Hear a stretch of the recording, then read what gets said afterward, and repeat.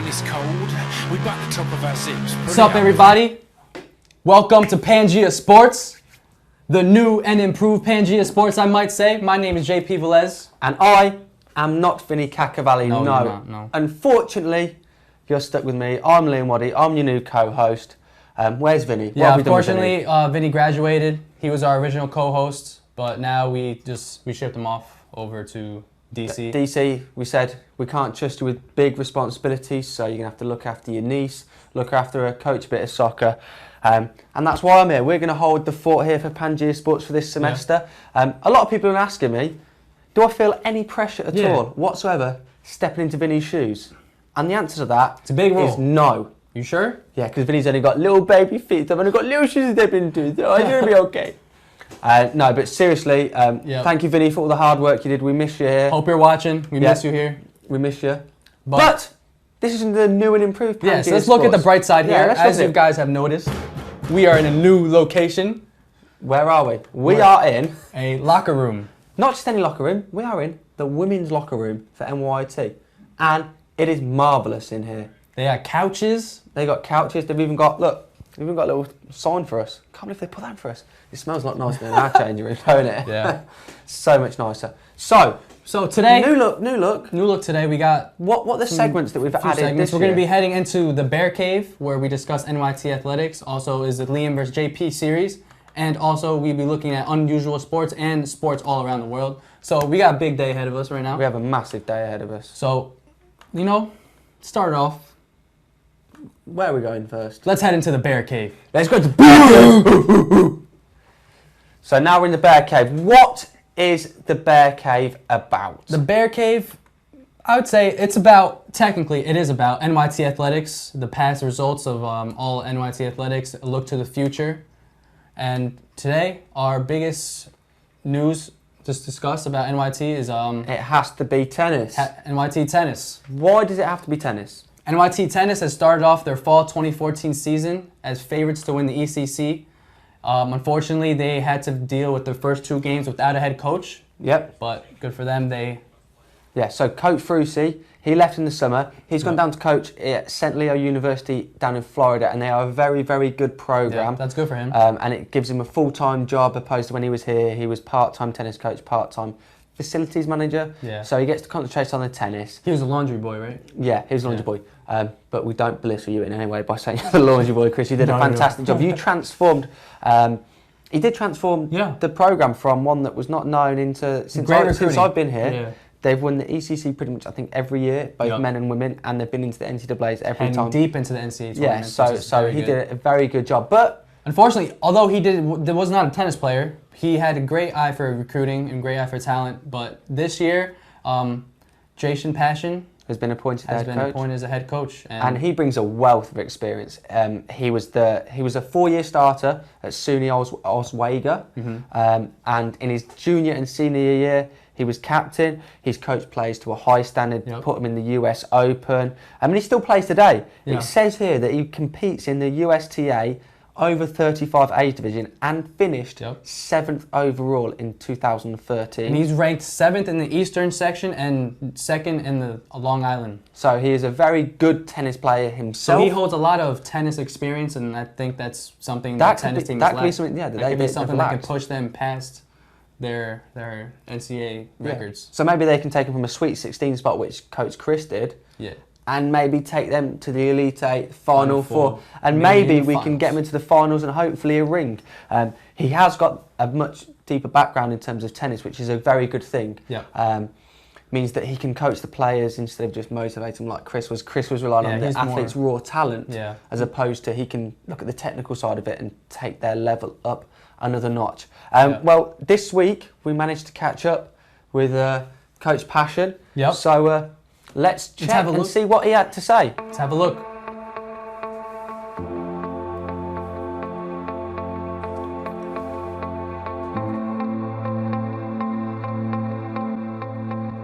Hi, I'm Liam Waddy and I'm here with the head coach of the men's and women's tennis team.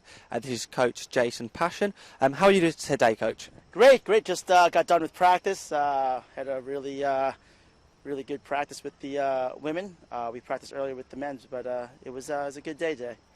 And you are the newly appointed head coach for both the men and women. Talk us through the past few weeks in terms of your appointment and your first college game. It was, the hiring process. I got hired pretty late in the process, so the past couple of weeks it's been pretty busy. But I'm almost caught up with everything. The first match, went well. My first match as coach was against District of Columbia, and we won that 9-0, and women played very, very well, and I was happy that they got my first win as a head coach for me. So that's all you can ask for, really, isn't it? You replaced Coach Frusi, who's got a fantastic winning record here for NYT with the NCAA and East Coast Conference. Do you feel any pressure stepping into his shoes, or are you looking at it as a new change in the direction of the Bears? A little bit of both. There is pressure, just because we're for the women's we're favored to win the conference, and we're ranked. The women are ranked 11th in the country. The men are ranked 15th in the country. So there is that pressure to produce the results. So he did a great job recruiting some very good players. The one thing that was missing, from what a lot of the players are telling me, was the instruction and a little bit of the strategy. So I'm gonna bring that. So it's a little bit of a change for the players, but they're welcoming it. And I've got good feedback so far from all the players. They're excited with the direction and the goals that I'm setting for the team. So it's all good. It's all good. You have a much stronger background in terms of playing tennis throughout college. You were captain when you were playing time at college, and you've coached a lot of players to a very high level. How does this help you bringing it forward into the college game? A lot of these players here on the team, they played nationally. They played all over the world. Using my experience, hopefully I could help strengthen their games too, in terms of mental and technical aspects. So which players have impressed you in the first couple of weeks of practice? Sarah Burinato, our women's captain. She's just a leader on and off the court. She's been great helping me make the transition from becoming a head coach. And she's just a fighter on the court too. She's not a very big player, but she's just very smart on the court, and she actually frustrates a lot of players because mentally she's very, very strong. Talk us through your long-term goals. Do we expect to see you in the ECC final and later on in the NCAAs? Of course, everyone's goal as a head coach is to win a national championship. All of our players, men and women, that's on their mind. And they believe, and I believe too, that they could do it. But I told them, let's set some long-term and some short-term goals, and to take things one step at a time.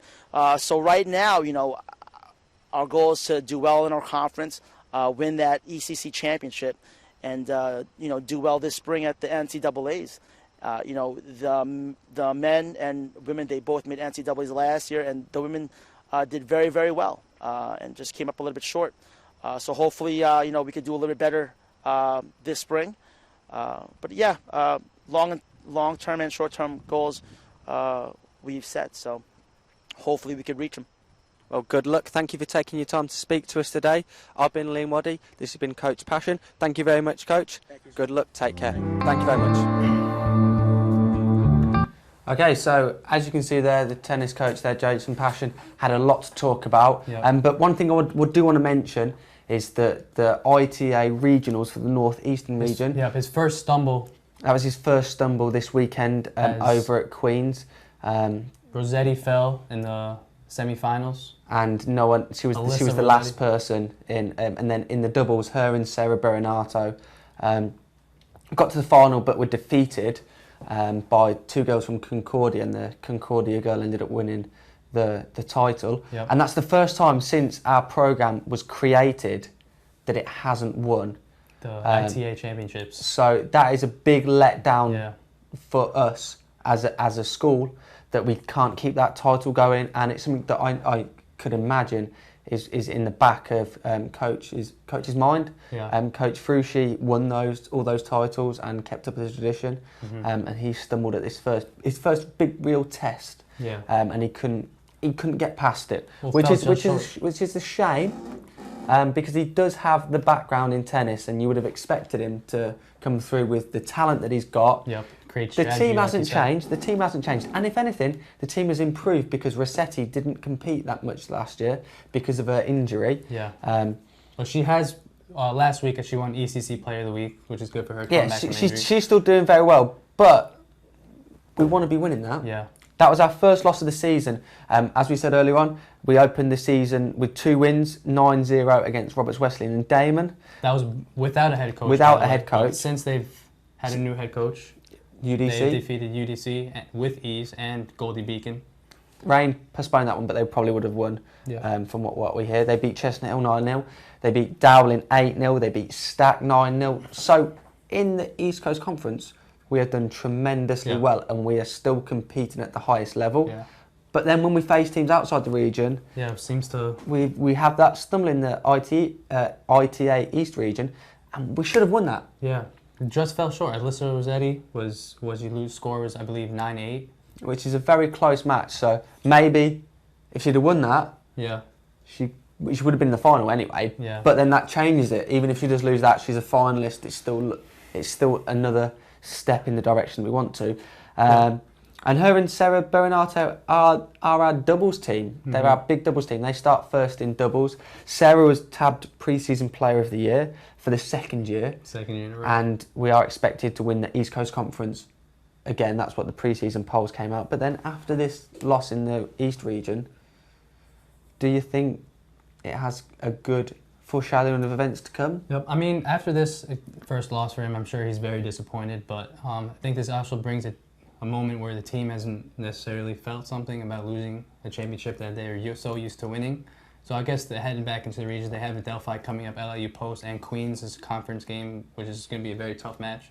So hopefully they're preparing out now. Do you think this loss is what they needed to take them to another level? I mean, it could, and it might not, but hopefully this doesn't break them down. Hopefully it just gives them more motivation to continue the success that they've been having, and just forget about the loss, and hopefully just focus now on the ECC championships and NCAAs. Yeah. So the NCAAs don't happen until next spring. Next spring, yeah. So the East Coast Conference is the last play that they'll have. So hopefully we'll see them come through good when the East Coast Conference championships happen.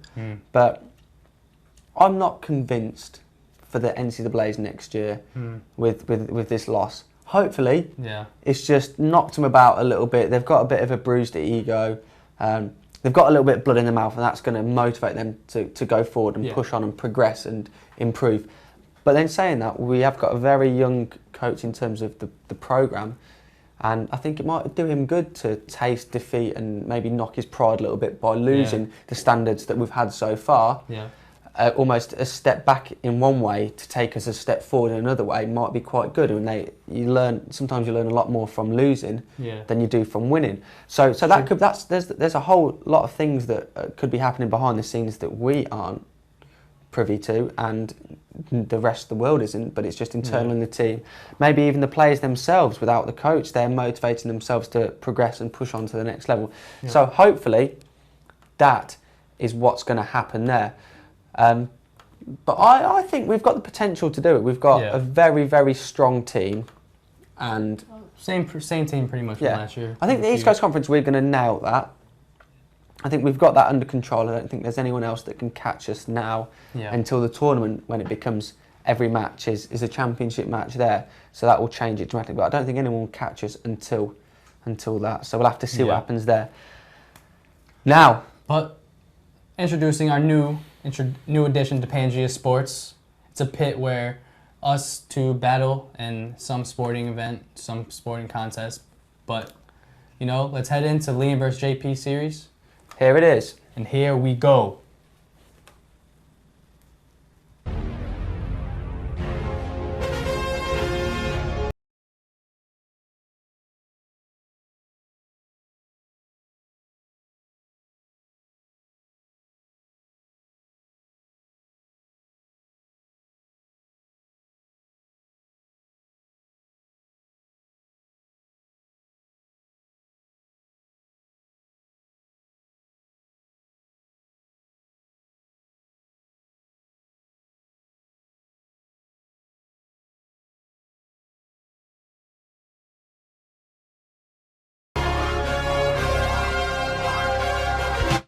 Okay, so we are now going to be starting our Pangea Sports versus.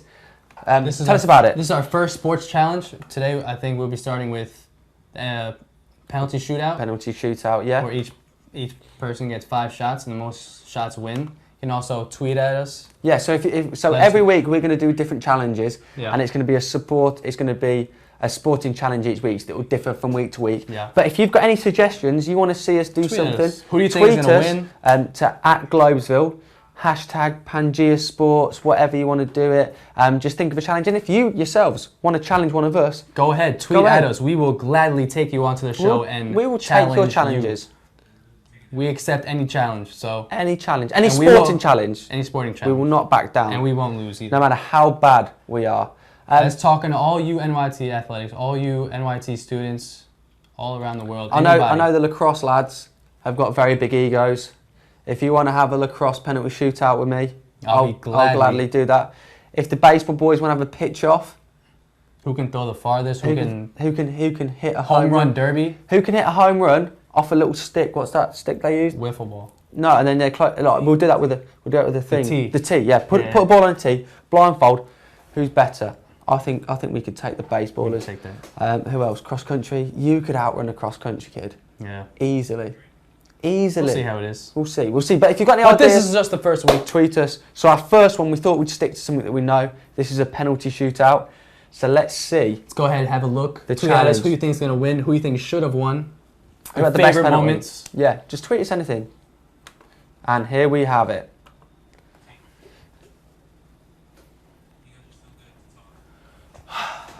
Hello everyone, my name is Liam Waddy. And I'm JP Velez.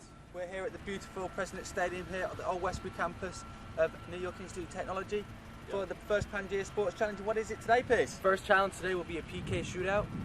Each of us will get 5 shots, and the most goals will win. So how are we going to decide who goes and goal first? Well, since you got the glove, take it here. Okay, so as we can see, JP steps up to take the first penalty.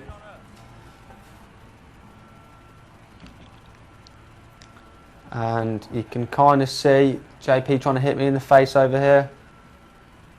And he runs up to it. So long. He eventually runs up to it. Oh, it's so close. Tucks it away in the bottom corner.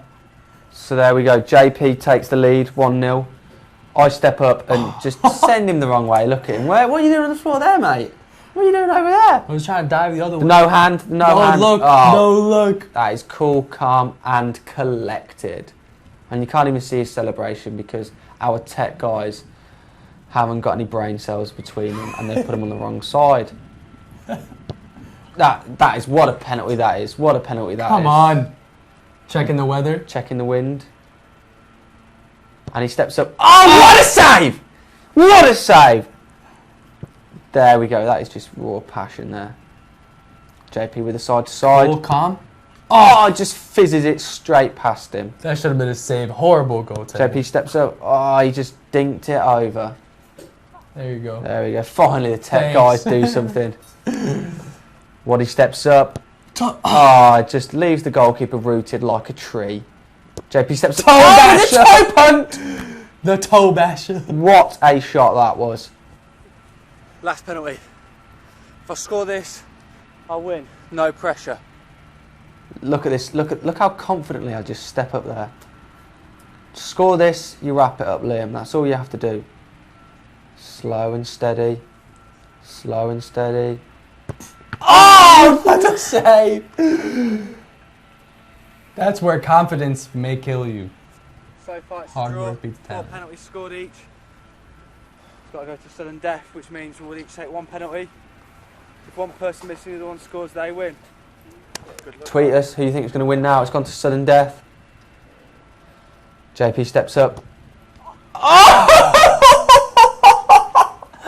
What a bad penalty that was, Liam there. He steps up. Go. Oh! That's a dink. Come on! There we go, some passion. That's it. Thank you, God. First challenge is over. I took it with 5 penalties to 4. Look at your face. Pangea versus. 1-0 to me. I should have won. Next time, folks. My shoelace was untied. Blame it on anything. Blame it on anything. So there, as you can see, I'm victorious. Thank you, thank you, thank you. And do you know what the irony of this is? That's the first penalty shootout an Englishman has won in the past 20 years. You know you're bad at penalties if an Englishman can beat you. But yeah, so next week we've got a free-throw competition. Yep. Myself versus JP. I'll definitely win that one. I thought I'm kind of disappointed about this loss here. I should have won that. Bear in mind, England doesn't do basketball very well. Tweet us who you think is going to win the basketball. Tweet us at John Paul, Liam Waddy. Tweet us who you think is going to win. Tweet us to at Globesville as well. Now, time to move on to the world of news. So, let's see what the big headlines have been this week. Now, the first thing that we need to talk about is Andy Murray. Andy Murray. Andy Is he English Murray. or is he Scottish? Is he British or is he Scottish? Is he British or is he Scottish? Is he British or is he Scottish?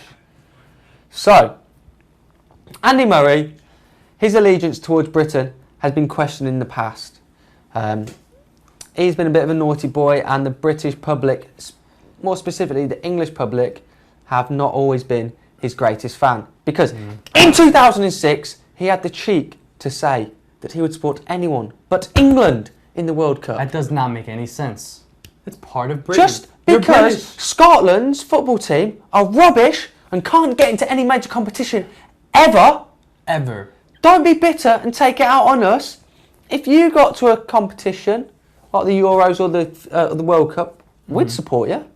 You know, you're a home nation, okay? Yeah. He's a bit... Only get the rivalry when we're playing against each other. So I don't get You're that. a bit confused, Mr. Murray. Yeah, Mr. Murray. May I say? You represent Britain, you should support Scotland, Northern Ireland, Wales and England. That's who you're representing. And in August of 2014, he said that he would rather compete for Scotland if the country became independent. You are so naughty, Mr. Murray. How you expect you're going to get fans in Britain if you go and say that? You're the British number one. Act like it. Whether or not you have that view yourself, still support Britain. But this whole scandal came about because he tweeted his support for the Scottish independence, in which he suggested that the no campaign's negativity in the last few days. Huge day for Scotland today. No campaign negativity. Last few days totally swayed my view on it. Excited to see the outcome. Let's do this. So that's the exact tweet.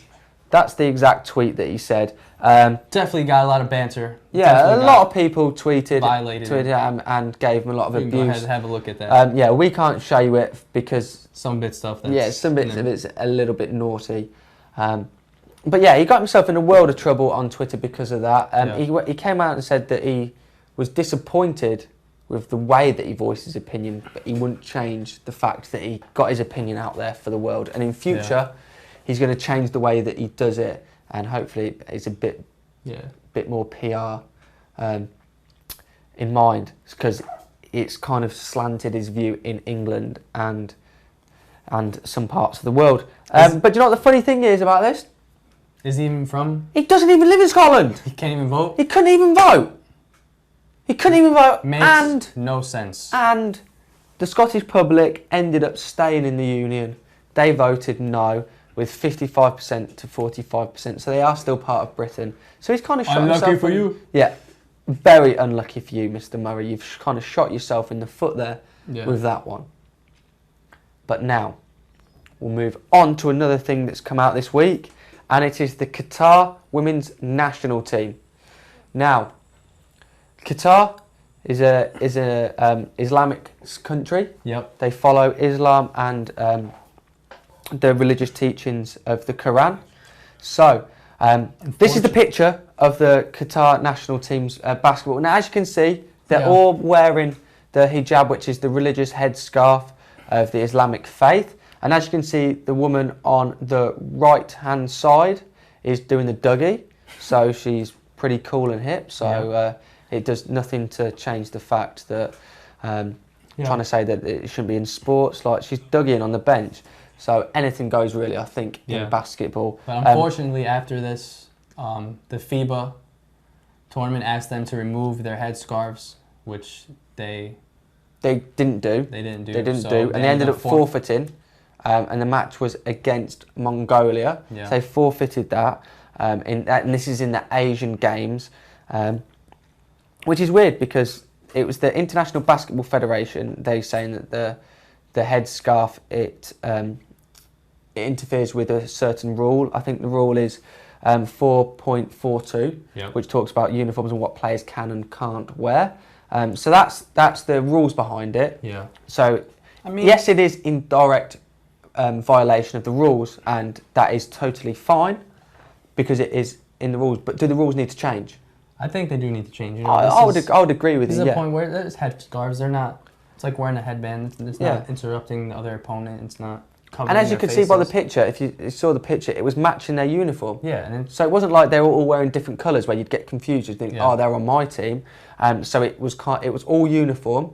Mm-hmm. So there's nothing you could say about that. It's the fact that it violates this rule. And should this rule really exist? I think it needs to change. Yeah. Because the only thing that I could think of is that because you see it goes around the neck as well, is that if their hair is pulled or the scarf that gets trapped, it could choke them a little bit. But you could just have Velcro there and it could pop open like they were doing with the snoods in soccer. They just need to discuss it. So I think just need to change it. But I feel, I don't know about you, JP, that I think the women that are doing this are right with what they're doing, and they are forfeiting the matches and they're protesting.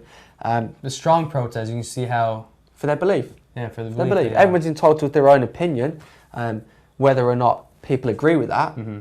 If you have something that you feel personally is very strong to, stick to it. And that's it. They're sticking to their guns, which is good. They even said that we have to take this stand, we have to be here. And you know what the weird thing about it is that in the same games, the Iranian lightweight women's quadruple sculls wore hijabs as they rode to bronze medal. Yeah. So why can one sport have it and one sport doesn't if they're competing in the same game? Surely common sense would say, oh, if they're allowed to do it in this sport, of course, why shouldn't we let them do it? So I don't think there's anything that's wrong with it. They came out and saying that basketball is one of the only games in the games that is the only sport within the games, and that actually prevents the hijab being worn. And the FIBA said that they are having discussions on the issue and are introducing a testing phase on what players can and can't wear. I think it's just a lot of red tape, really, isn't it? Yeah, it's a bit like shaky where they think is what they allow and what they don't allow, but at this point I think it's just the headscarf. It's not something that's very effective. I'm going to throw the gameplay. It's not going to affect the opponents that much. It keeps them comfortable, I guess, if they're, Do you think it'd be different if it wasn't someone from Islam wearing it? If it was a Christian headscarf, would it be different? In today's world, we are a little bit scared. Yeah, I mean, as a society here, especially here in America, of the Islamic faith, and obviously you've got all the extremists. Yeah. Is that playing a part of it? Who knows? But for me and JP, we have to say that we don't really care about it. Yeah. Wear it. Stand up for your beliefs, Qatar. You're doing the right thing. We're with you. Now, one thing that, if you've not heard about this story, where have you been for the past year? JP, over to you. Yeah, so Ray Rice has been suspended indefinitely after a second video was released with him and his then fiance as they were in an elevator. I don't know if you guys haven't seen the video. We can't play it we can't play it for reasons that we'd love legal to play it, reasons. But we can't. But you go on the internet, type in Ray Rice elevator, and you are going to be inundated with links showing you the full thing. Right there. But basically, we are going to reenact it right now. Okay. So, do you want to be Ray Rice or do you want to be the wife? You can be Ray Rice. Okay, No, actually, no, you can be Ray Okay, I'll be Ray Rice. Okay. So, Ray Rice, so the first video we can't do because we can't stand up, but basically Ray Rice is dragging his fiancée out of the elevator. And you see it from a camera, a security camera. Outside the elevator. Outside, facing the doors. So anyone can say, okay, maybe she had a little bit too much to Maybe drink. she had a bit too much. But the way that she was on the floor, pretty much, you know that she's been decked or something like that. She's been knocked around a little bit. So that came out in February. Yeah. And then at the time, he's only given a 2-match suspension. Yeah. And then other footage came out, which was inside, which showed the actual action, what happened in the elevator, which is not acceptable. So basically, he goes up to her and I think he gives her a little tap. Yeah. He gives her a little tap. Like, he gives her a little tap. Gives her a little tap. And far away from the elevator, so she was on the other side. So she stepped, tried to smack. And he just goes, bang with it was a left hook. Left hook. A big left hook. Boom. And her head smashes against the railing, and then she falls to the floor.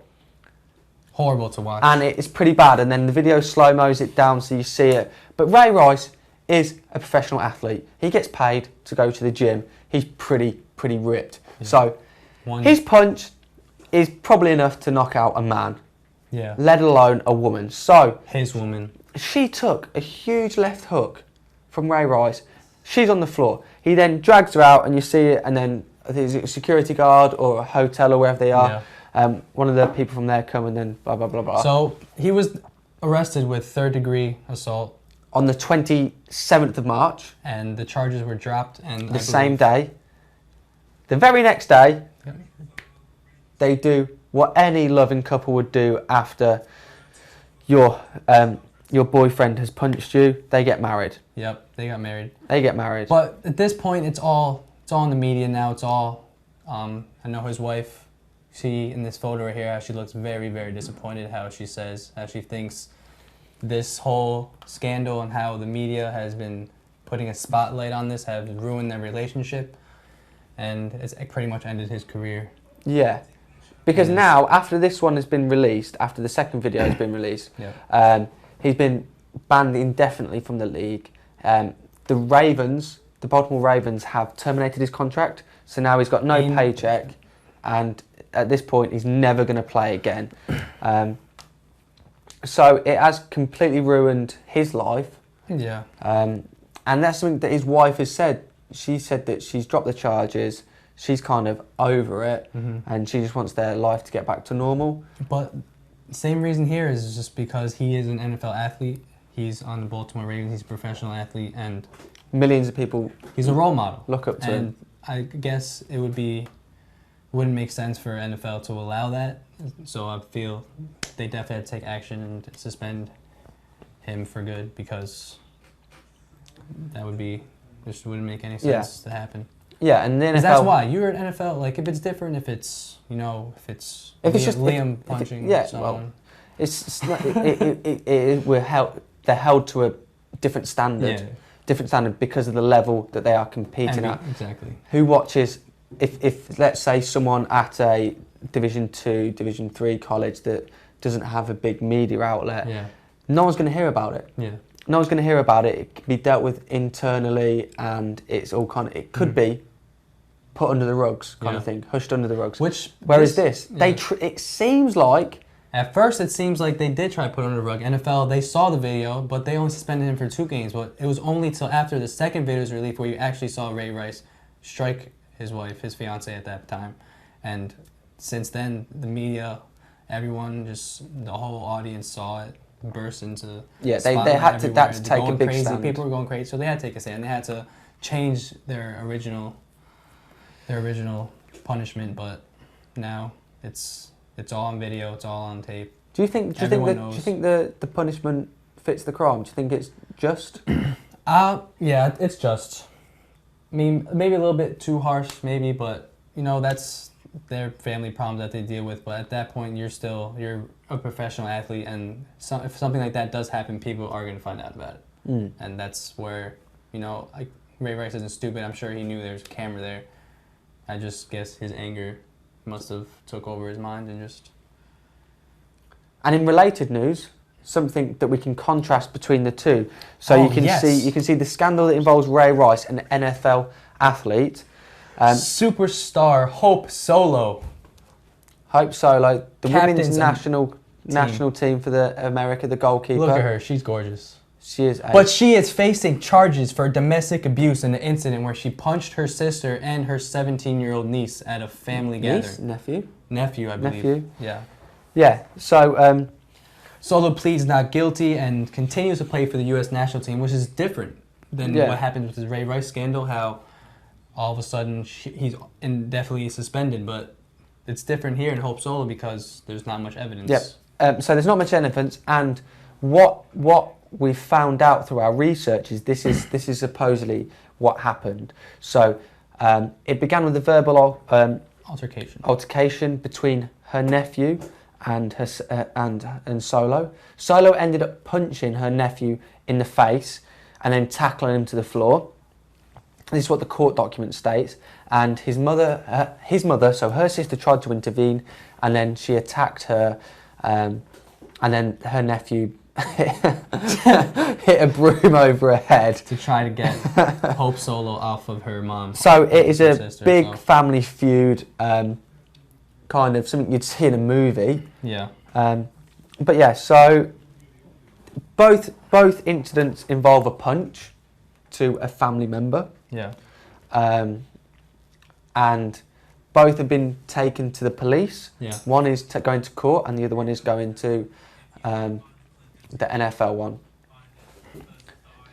Yeah. So I mean, here it's just, could it be that like the rule where it says suspended until awaiting trial? So she's not going to be suspended until the court make their decision, and their decision is going to be on the November 4th. So she can still play in the World Cup, but she's still got that scandal in the back of her mind. So will she compete to the highest level that she's been used to? She's probably, or arguably, the most famous female athlete in the world. Yep, she's very close to breaking all records for the US. She's been around for donkey's years in the game, and I think she's won pretty much everything you can win in terms of women's soccer. Yeah, but it's at this point, it's just where there wasn't much evidence there in this case, which it's different about the Ray Rice incident. Yeah, there's 2 videos of him about the incident. Hope Solo is just documents and witnesses, and now at this point, and it's this fact where all of a sudden. So, but why is it different? Why is it different? It could be different too, because it is a female that's involved, but it's different because there's people that were there. It's based on her family. People fight with their family sometimes, but this incident just doesn't have any evidence where it's on video, and it's not the NFL. Pretty much, it's U.S. soccer. It's not very big in the U.S. The media isn't going to put that much spotlight, or they tried to put spotlight on it maybe just to get some attention for the sport. But overall, I don't know. Hopefully, we'll wait the trial. Yep. Hopefully, she's found not guilty, so she can compete and break some records. And I do want to see her in that uniform because she does very well. She does very well. But then Ray Rice does very well for Baltimore Ravens. But you can't go hitting you off. Now we're going to move away from the controversial subjects, and we are going to move on. Sticking with US soccer, we are going to see Clint Dempsey. And we're going to highlight one of the things that we just tried to talk about then, is that soccer here in America is not that big. Isn't that big? It is the biggest sport around the world. Pretty much every single country plays it and calls it football. Yeah. America is one of the only places in the world that call it soccer. Yeah. So Clint Dempsey, the national team's captain, and has played at the highest level. Biggest US soccer star at this point. Played in Europe, could still play in Europe, but he doesn't. Yeah. He decided to come back to the Seattle Sounders and try and raise the awareness for the game over here by still being at the peak of his game. Yeah. So he went around New York City and he went and started talking to people to see if they knew anything about it. Let's check out what the American public had to say about He head over to New York City. What do you think about soccer? I love it. What do you think about the U.S. men's national team? I hope that they, keep improving every year. What did you think about the captain of the U.S. men's national team? How do you think he performed? Very good. Think he performed well? Yes. Well, thank you, sir. I appreciate that. Welcome to. What do you think about the captain of the U.S. men's national team? How do you think he's been playing? Felt like he should have been on the team, and you know, it's a coach's decision at the last minute, I guess, to make a change and choose what's best for the team. What was the name of the captain of the U.S. men's national team during the World Cup? What do you think about the U.S. men's team? It's actually good, but it didn't do very well in the World Cup. Yeah, I'll let the team know. I'll let the team know. So did you know that I was the captain? You are the captain? Yes, sir. So it's nice to meet you. Let me take photo. Okay. Please. Next time we'll take the cup. Yes, next time.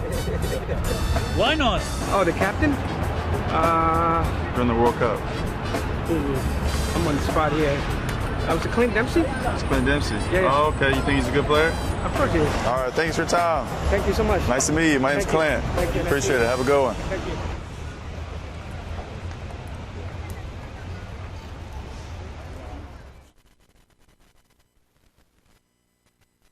Realises that was Clint Dempsey. I don't think he realised. His face is a he's just picture. confused. He's like, oh, thank you, I'm Clint. Oh, I'm yeah, in Clint. I'm See you later, Clint. mate. So yeah, that just shows the lack of knowledge of the Well, sport. he did know who the captain was. He just not his appearance. He didn't really recognize But then, him. if like Wayne different. Rooney, Frank Lampard, Steven Gerrard, any one of the England captains for the past 5 years had went around the streets of London, they'd have been swamped, absolutely swamped. But that video right there just shows how it's not. And that is the biggest sport around the world. Yeah. So basically what we're trying to say is we're probably biased because we play the sport, is that soccer needs to get bigger out here because it is the beautiful game as has been described many times. So hopefully in the next few years with America's World Cup, they had a fantastic World Cup. Yeah. They got out the group of death, which they should never have got out of. It's great for the US soccer. Fantastic performances. Yeah. They really got behind the coach, Jurgen Klinsmann, fantastic footballer by the way. They got behind his work ethic and they worked as a team. They didn't play beautiful football, but they did the job. They did the job. Yeah. They bought into a mentality and they stuck to it.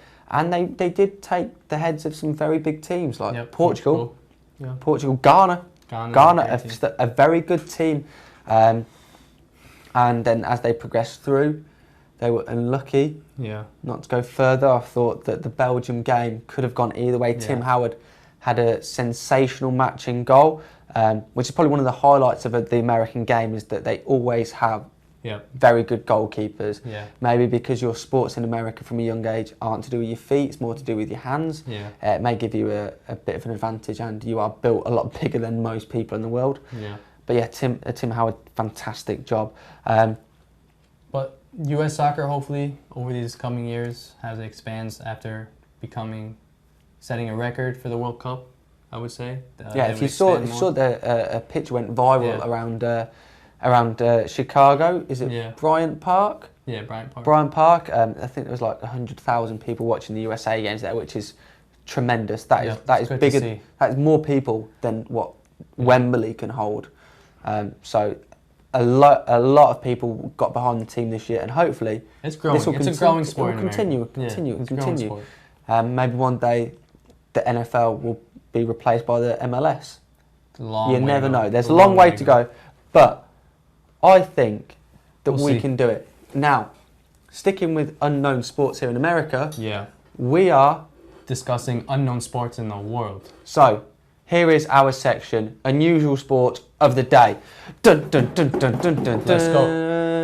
Dun, dun, dun, dun, dun. Now, the first sport that we are talking about today is soccer badminton, or how it is pronounced.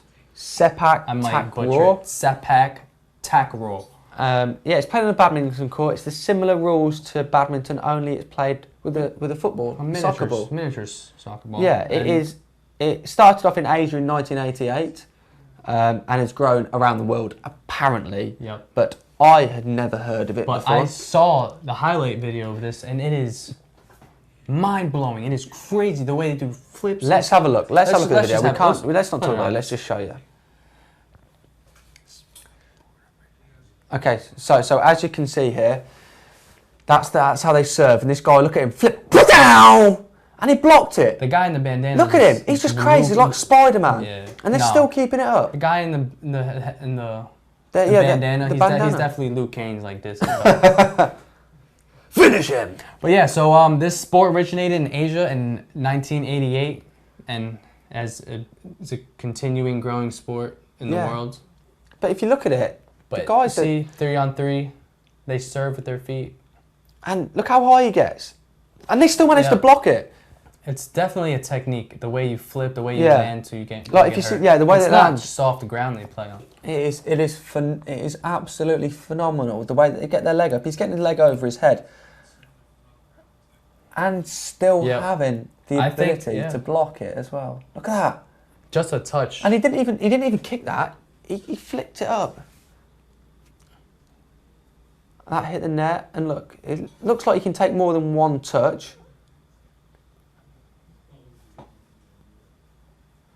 Look at this serve. And he just touches it. And they set each other up for the spikes. It's kind of like volleyball and badminton and soccer. And like we play this in training sometimes as a joke. We play soccer tennis. Yeah, and you just got to keep it up. No matter but nothing like this. We don't do any of the flips.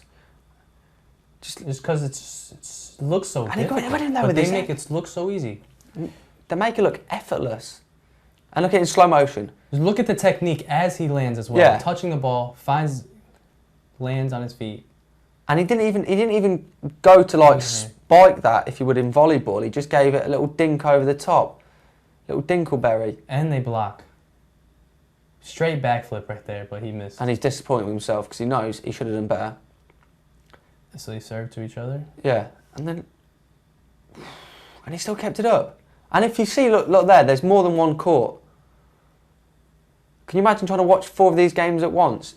You wouldn't know where to look. But maybe one day, JP, me against you. Yeah. How does that have to sound? get my team, you have to get your team. Yeah, 3-on-3. If anybody wants to be part of our team, tweet us. I will be recruiting.